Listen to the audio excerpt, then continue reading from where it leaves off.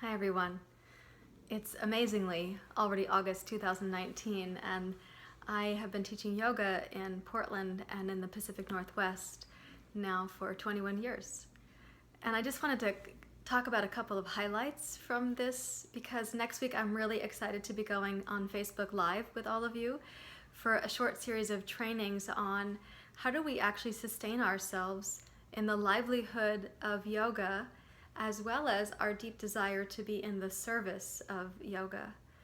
So when I began, I really was only serving. I mean, my deep heart desire, as I know for many of you, was to give back what yoga had been so potently giving to me. And so I actually started by volunteering in prisons.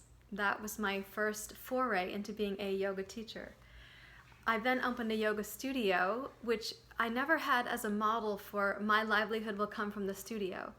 The studio for me was about building community, really about building community and creating opportunities for people where teachers could come and they would be compensated for their teaching. Students could come and they could have discounts or sliding scale so they could afford to be at the studio. And we would generate community events and basically come together in the practice of the sacred tradition of yoga. My livelihood at that time was relatively meager, and part of that was because I had very little overhead in my own life. I had a very simple life.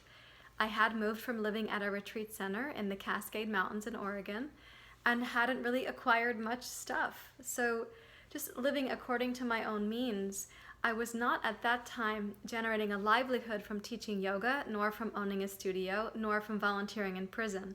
I actually had my livelihood on the side. I had been known at Brighton Bush as the kitchen manager. So my side livelihood was catering retreats for other teachers. I would go cater a weekend retreat for them on meditation or yoga or painting or emotional processing, and I would be paid for that service and then come back to my service work in the public sector, that is stewarding the yoga studio, and then my service work in the margins, that is in prisons and rehab centers and for homeless youth. Well, at some point, I had to also make a livelihood teaching yoga because I could no longer keep flying out to cater these yoga and meditation retreats for other people, and working in the kitchen in this way was really gratifying and also very demanding on my body. I mean, to feed 200 people at a time by myself had become overwhelming. So I started moving towards a livelihood in teaching yoga. And now it's 21 years later, and I can say it's possible to have a full livelihood teaching yoga. I don't use my weekly classes as a livelihood. Those are still, for me, a place to build community and to create access for the public yoga community. I do not earn a livelihood from volunteering in prison or rehab centers or all the work that I do for the nonprofits that I founded. I would say that 50% of my time is actually pro bono or volunteer. It's karma yoga. And 50% of my time is with my livelihood gleaned from yoga. And that is in private lessons and workshops and series and teaching retreats, and also leading trainings for people who want to develop their own teaching to the next level, or for yoga psychology, where mental health practitioners want to come together and learn about bringing yoga psychology into what they're doing in Western mental health. And I will say this also, having been in the yoga community for 21 years, which is now a yoga industry, we have the oldest living tradition of psychology that can be applied to daily living in every way. Food psychology, psychology related to the ecology that we're dependent on, body-centered psychology, somatic psychology, interpersonal psychology, spiritual psychology. We have the oldest living tradition of this holistic personal inquiry, awakening, and community commitment on the planet.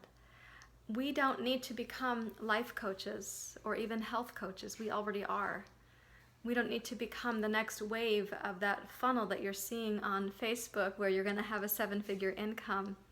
We do want to have a livelihood. I do want you to be sustainable.